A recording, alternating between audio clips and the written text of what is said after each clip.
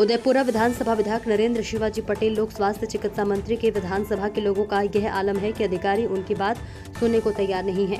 ठेकेदार अपनी मनमानी कर अवैध तरीके से रेत का कारोबार कर रहे हैं। रायसेन कलेक्टर अरुण कुमार विश्वकर्मा को ग्रामीणों ने कई बार ज्ञापन देकर अवगत कराया पर कोई कार्रवाई नहीं हुई।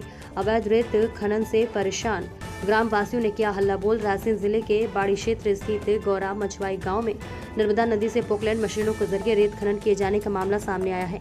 बुधवार को गांव के दर्जनों ग्रामीणों ने कलेक्टर को ज्ञापन सौंपकर इस खनन कार्य पर रोक लगाने और स्थानीय मजदूरों को रोजगार देने की मांग की। ग्रामीणों ने आरोप लगाया है कि खनन कंपनी न सिर्फ रोजगार से वंचित कर रही है बल्कि दहशत फैलाने पर धमकी देने का भी काम कर रही है। ग्रामीणों का कहना है कि खनन कंपनी पोकलैंड मशीनों से रेत निकाल रही है जिससे क्षेत्रीय मजदूरों का रोजगार छिन गया है, तो वही इससे गांव के मजदूरों को सामने रोजी रोटी का संकट भी खड़ा हो गया। इन लोगों द्वारा ग्रामीणों को झूठे केस में फंसाने की धमकी भी दी जाती है। इससे गांव में असुरक्षा और तनाव की स्थिति उत्पन्न हो गई है। 2 सूत्रीय मांगों के साथ दिया गया ज्ञापन ग्रामीणों ने कलेक्टर को सौंपे। ज्ञापन में 2 प्रमुख मांगे रखी है।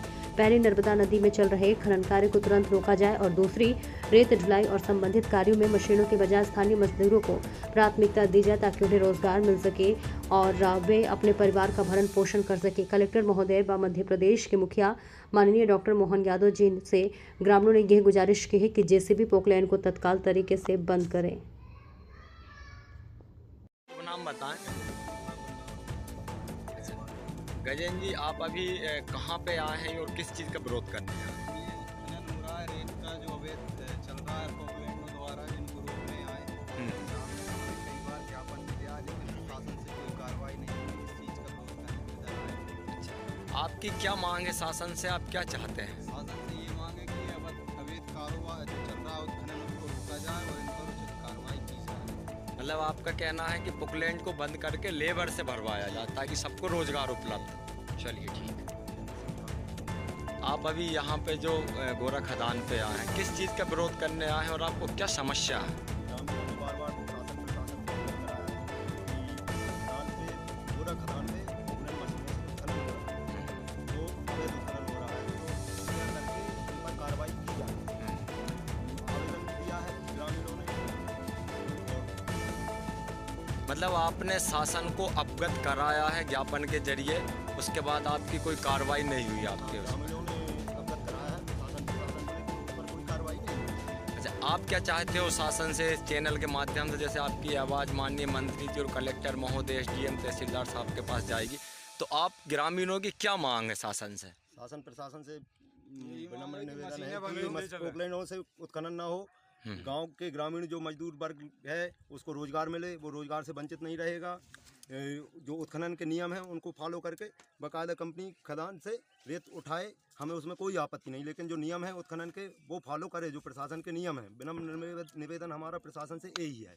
अच्छा, चलिए ठीक। अपना शुभ नाम बता दें। प्रवीण ठाकुर। प्रवीण जी, आपकी न्यूज़ पहले भी हमने देखी है कि आपने कलेक्टर महोदय को ज्ञापन के जरिए अवगत कराया है। आपकी क्या मांग थी और आपने किस चीज़ का आप अभी यहाँ विरोध कर रहे हैं? मैं 2023 से कंप्लेंट कर रहा हूँ माननीय कलेक्टर महोदय जी को एवं खनिज विभाग को, सभी को मैं आवेदन दे रहा हूँ, लेकिन अभी तक कोई सुनवाई नहीं हुई है।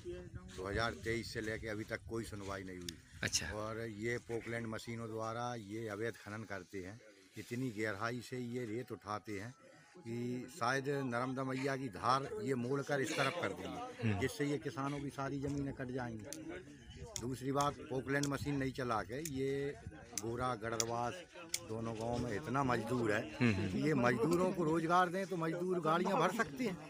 पोकलैंड चलाना कोई जरूरी थोड़ी है, ये शासन की गाइडलाइन के विरोध में है। मतलब ये अनियमितता का परिचय दे रहे हैं और दबंगियाई तरीके से इस खदान को चला रहे हैं। दबंगियाई से ये शासन द्वारा मेरे ऊपर केस भी लगे हैं अड़ीबाजी के 327 और ये।